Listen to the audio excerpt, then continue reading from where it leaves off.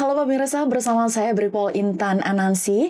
Kali ini kita sudah bersama salah satu kabak ya, dan hari ini sesi kali ini sesi yang sangat spesial karena kita akan podcast bersama para kabak di lingkungan divisi Humas Polri, dan sudah bersama kita hari ini adalah kabak Prodok di Biro PID di Humas Polri, Kombes Pol Hindra Romawan. Selamat pagi Bapak. Selamat pagi. Apa kabar hari ini Bapak?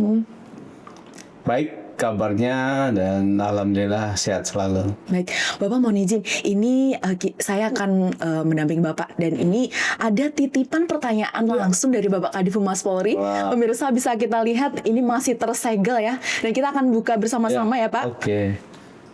Hujan di pagi hari ini ya. Siap Bapak. Iya. Oke, kita buka. Iya. Bismillahirrahmanirrahim. Apakah pertanyaannya? Wow.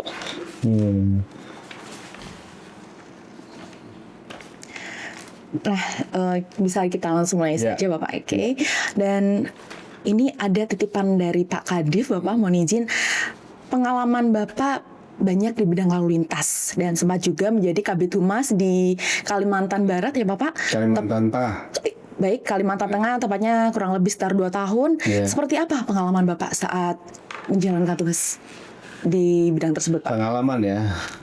Kalau pengalaman kan ini dari lantas dulu kemudian ke Kabid Humas ya. Ya memang kita tadi kita bincang-bincang di awal. Saya lulus alumni APOS 1995, bertepatan dengan hari kelahiran De Intan ya.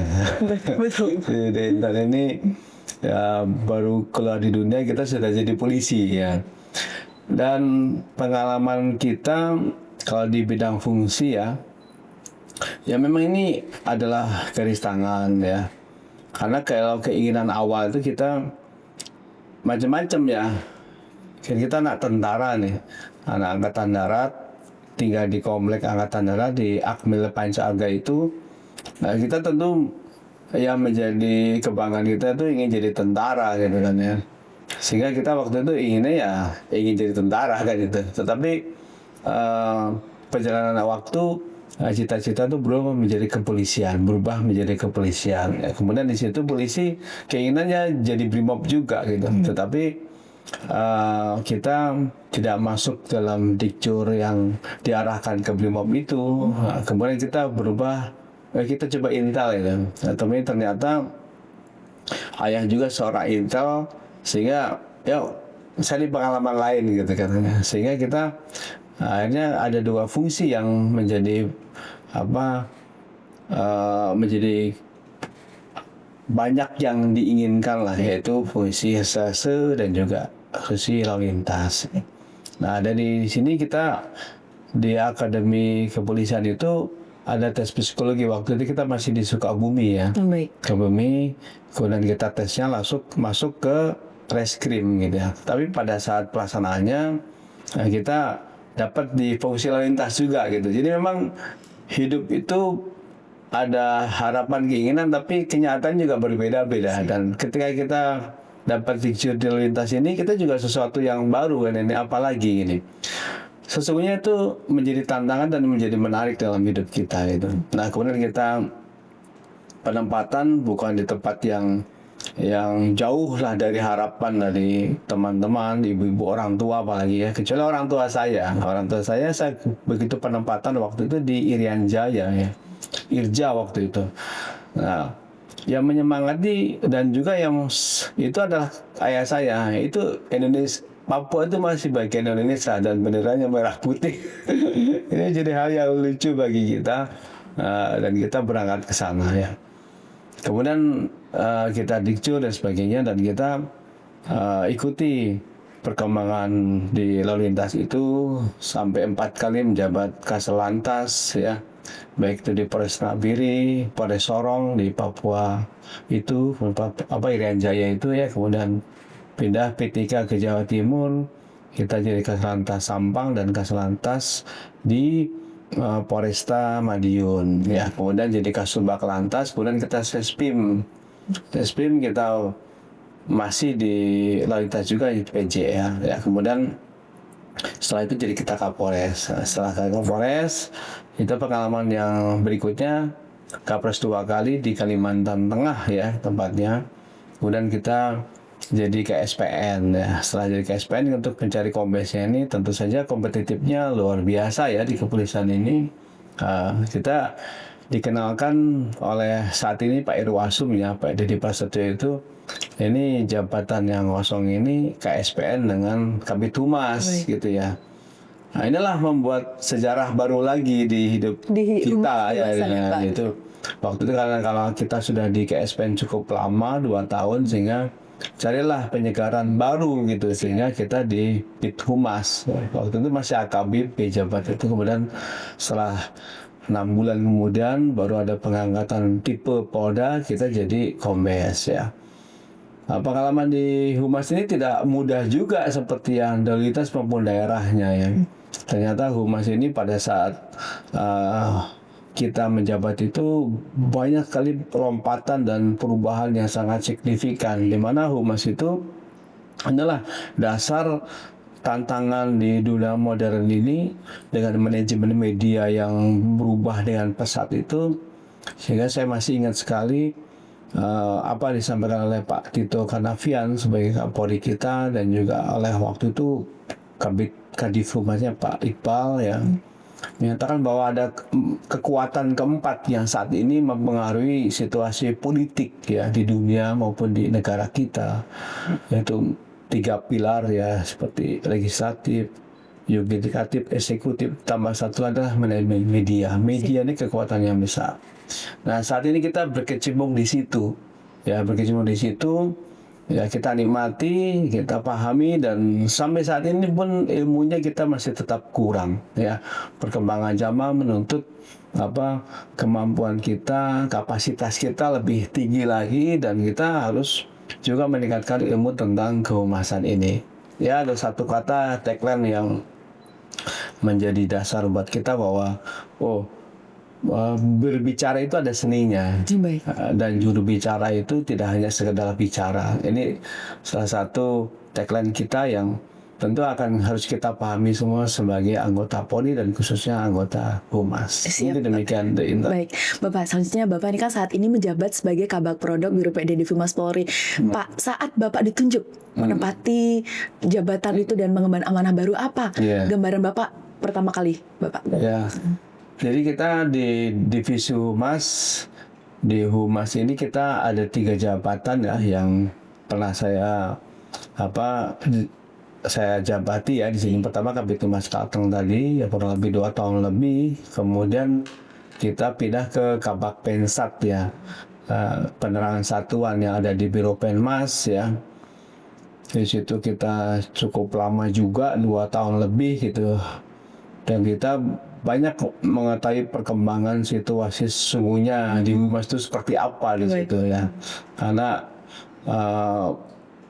namanya di Humas itu ternyata tantangannya juga berat juga gitu ya. Sebagai juru bicara maupun kita melihat perkembangan di media massa dan sebagainya, masyarakat ini kita harus pelajari dengan betul. Kemudian yang berikutnya kita sekolah dulu ya di Lemhanas ya, PPR A66. Nah, kemudian kita masuk setelah sekolah ini di Bakprodok tadi. Ya, Bakprodok ini yang saya tahu tuh sosok dari senior saya ya, Pak Slamet Widodo, yang pada saat itu ya satu kor daerah ya. Kan kita ada 2 kor nih, kor Kedu sama kor Jawa Barat ya, kor ya. Dan di sini banyak kita dekat di situ dan kita sedikitnya tahu tentang liputan. Tapi tentu saja kita tidak selalu mendetail. Nah, sekarang kita masuklah di situ di jabatan itu ya. Ternyata liputan ini tidak hanya sekedar liputan ya. Ada banyak kegiatan yang di situ yang menurut saya itu luar biasa juga. Jadi amazing lah, setiap jabatan di Humas itu ada sesuatu yang baru, ada memberikan kontribusi yang bagus ya. Kemudian kita dituntut untuk meningkatkan kualitas dan kapasitas kita di situ ya. Nah, di sini kalau kita berbicara langsung saja, kita menggali tentang Bakprodok ya, tugas pokok kita ini ini fungsi yang paling lama di humas itu ada dua sebenarnya. Pertama sebagai juru bicara dan liputan kan ini ya. Iya. Nah saya di posisi bak yang ada di posisi yang paling tua tadi itu. Baik. Ya, liputan. Nah di sini liputan ini ternyata ada banyak perkembangannya. Yang pertama kita meliput dari foto dan video yang saat ini ini merupakan adalah dasar dari kita membuat suatu konten ya. Ini kan konten podcast ya yang saya tangani juga di sini. Ini karena pada saat awal-awal Pori TV ini sayalah kemudian sebagai ketua seksi acara untuk launching Pori TV ini ya. Kemudian kita juga diamanahkan untuk mengemban untuk merawat dan mengembangkan Pori TV ini juga ya. Ini salah kebetulan orangnya dan cukup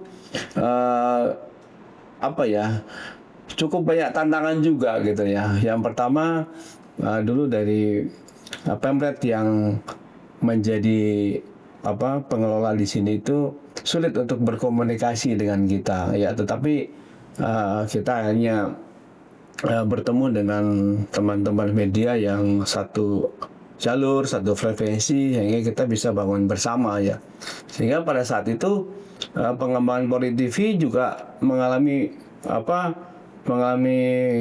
perubahan-perubahan yang cukup signifikan ya. Yang pertama saya ditugaskan waktu itu untuk Pori TV punya TV sendiri gitu. Tapi perkembangannya kita diskusi dengan Kominfo, ternyata kementerian lembaga yang memiliki kapasitas, memiliki kewenangan ya untuk menyiarkan itu hanya dua saja resmi, yaitu RRI radionya dan TVRI, sehingga kita harus bekerja sama dengan televisi swasta yang lain itu, sehingga kita waktu itu untuk bisa kerjasama dengan televisi waktu itu kita kerjasama dengan iNews sebenarnya ya, MC Group sebenarnya. MC Group kita nama di K-Vision itu, K-Vision channel beras 9 kalau tidak salah. Nah itu kita bermain di situ. Jadi kita hanya tidak sekedar streaming saja yang saat ini dilakukan oleh kita pasca ini, kita juga ada di TV berlangganan K-Vision. Kemudian meningkat lagi perintah Kapolri ya waktu itu, yuk kita biar masyarakat bisa melihat itu. Ini kita kerjasama dengan Betawi TV gitu ya, sehingga masyarakat dengan channel antena biasa pun dia bisa melihat, dan itu kita sudah lakukan itu ya. Nah kemudian ini yang berikutnya kita saat ini akan malah diberikan hibah oleh Pak Kapolri untuk kerjasama TV yang sudah diberikan oleh Pak Kapolri, suatu hal yang luar biasa. Nah inilah perkembangan ini diikuti juga oleh PID kita tadi, Pak produk tadi. Ini dokumentasinya tidak hanya sekedar di Pori TV, juga ada di kami ya. Perkembangan itu menjadi suatu rangkaian sejarah yang panjang gitu. Nah, mohon izin Bapak, ini bisa diceritakan nggak Pak ke pemirsa sebenarnya tugas dari anggota produk sendiri ini seperti apa Pak? Produk sendiri kita dasar daripada pembuatan konten ya, dan juga output yang lain ya. Kita ini dari mulai foto, video ya, kemudian ada rekaman suara dan audio. Nah kemudian setelah di sinilah produk kita ini tadi dikirimkan kepada SPIT namanya ya.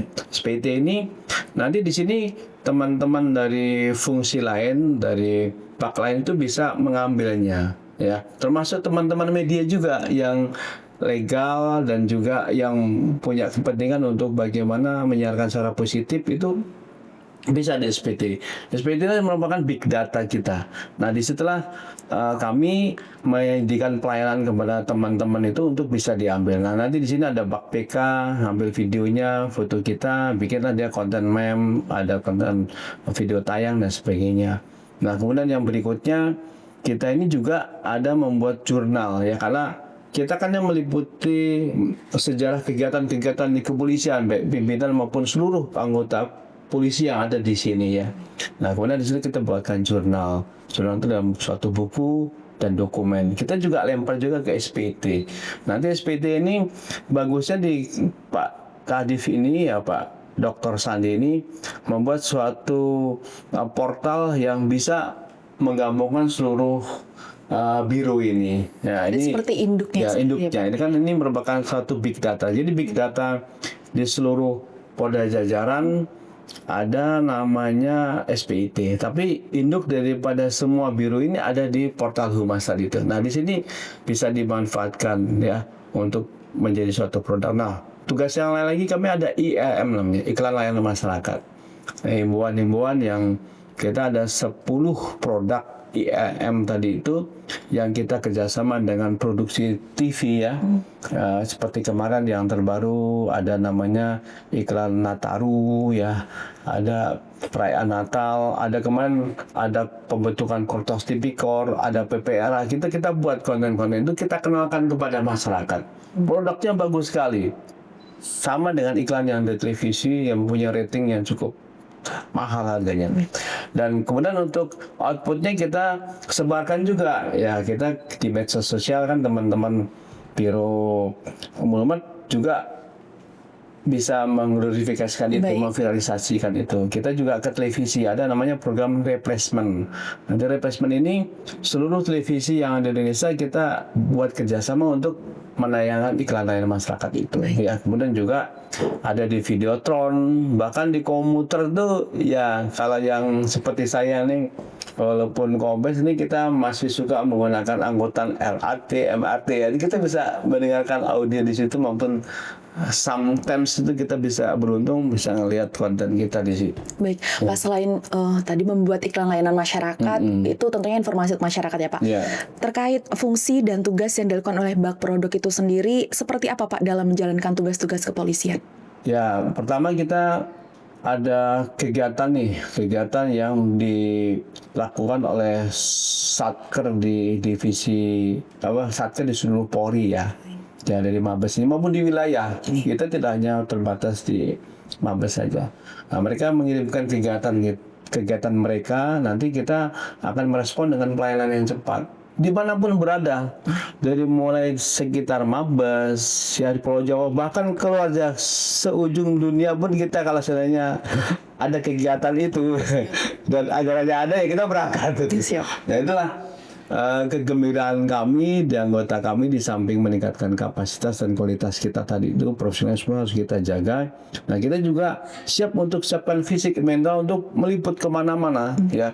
Kita bisa ya mungkin yang dekat di acara yang di gedung kita bisa kena AC ya, kena nikmat, tapi sometimes juga kita ya harus meliput ke bencana alam seperti di Sukabumi kemarin yang terbaru, kemudian Lewotobi. Kita bahkan di Lewotobi itu hampir seminggu lebih gitu ya, dengan kondisi di pengungsian yang sama-sama kita ada di situ. Siap siaga ya, Pak. Dan kita memberikan edukasi, literasi, dan juga informasi bantuan yang bisa diberikan kepada masyarakat. Baik, Pak. Nih, dalam menjalankan tugas sehari-hari ini dari Bak Produk ini output atau hasilnya apa saja, Pak, yang dihasilkan? Ya, outputnya tadi udah saya singgung ya. Jadi dari mulai dasarnya kita liputan ya. Liputan itu nanti kita menyediakan sih sebenarnya. Kita produknya itu, tapi produknya itu kita menyediakan kepada biro-biro yang lain untuk bisa diproduksi. Tetapi yang betul-betul kita bisa laporkan itu berupa jurnal. Jadi kegiatan yang sangat strategis di 1 bulan ini kita buatkan jurnal kayak seperti majalah lah sebenarnya itu. Satu, kemudian yang kedua iklan layanan masyarakat tadi itu, masyarakat yang bisa mengedukasi literasi masyarakat.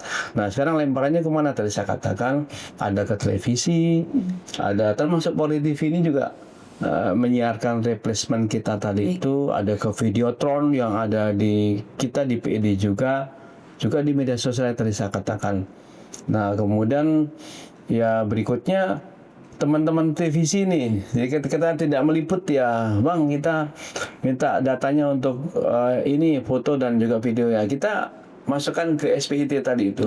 Semua teman-teman media yang terdaftar situ bisa leluasa untuk mengambil bahannya di situ. Baik, Pak, ini kan banyak sekali ya, Pak, tugas-tugasnya dari Bak Produk sendiri. Itu bagaimana Bapak membagi tugas-tugasnya? Jadi semuanya tuh bisa saling berjalan beriringan seperti itu. Ya, memang kita di samping pengalaman yang bisa memanage anggota, kita juga dibantu. Ada 2 subak kita ya, ada 2 subak di sini, ada Kompol Setiono, ada Ibu Pertiwi ya. Kalau untuk penyiapan peralatannya kita ada Bak Pantek ini. Jadi dia bagaimana mengurusi peralatan yang rentan terhadap kerusakan, dia jatuh, tersentuh, dan berbenturan sebagainya. Dan perawatannya itu oleh Bu Pertiwi tadi, termasuk juga maintenance dari peralatan itu ya. Kemudian yang berikutnya untuk personilnya nanti dikelola oleh Pak Istiono tadi itu ya, Kompes Istiono, dia akan membagi tugas. Yang tugas ini ya suka dukanya ini ada yang mendadak ya, ada mendadak. Mungkin ya semua informasi kan tidak bisa kita tampung ya. Ada kadang-kadang ada pejabat yang atau kegiatan pejabat itu dia sudah mulai baru dikasih tahu sama kita ya, mau tidak mau kalau kita terjauh kita berangkat kita situ ya. Itu yang, tapi tetap semua anggota kami ini ready 24 jam ya. Kita pernah dapat menghadiri sidang di jam 2 dini hari, 3 hari kita ya jam 12 ya, Sabtu Minggu ya, kita siap melayani untuk kepentingan masyarakat dan juga Polri. Mungkin demikian, Mbak. Baik Pak, selain foto dan video dalam kegiatan peliputan, produk apa saja yang dihasilkan dari bak produk ini Pak, sehingga bisa membantu tugas biro lain di Divisi Humas Polri, seperti dalam pengelolaan SPIT, Media Hub, Humas Polri, kemudian TB News, INP, dan pembuatan narasi untuk diamplifikasi oleh Bakpenu. Ya sebenarnya itu sudah kita jawab ya tadi ya, mulai kita jawab produknya seperti itu. Jadi produk liputan foto video, kemudian juga voice ya, suara tadi, rekaman tadi itu bisa kita masukkan ke SPIT. Dari SPIT nanti teman-teman dari Penmas yang biasa membuat suatu konten narasi gitu ya, nanti pilihan foto-fotonya mengambil dari kita tadi itu, mana yang dari 5 atau 10, nanti 3 yang akan dijadikan bahan untuk rilis ya, rilis narasi berita. Kemudian teman-teman dari Bak PK ya yang di Mulmet tadi itu bisa mengambil foto video di ini juga di di SPT tadi itu, dia bikin kontennya macam-macam lah ya, dan itu sudah bagus-bagus ya, sudah modern ya.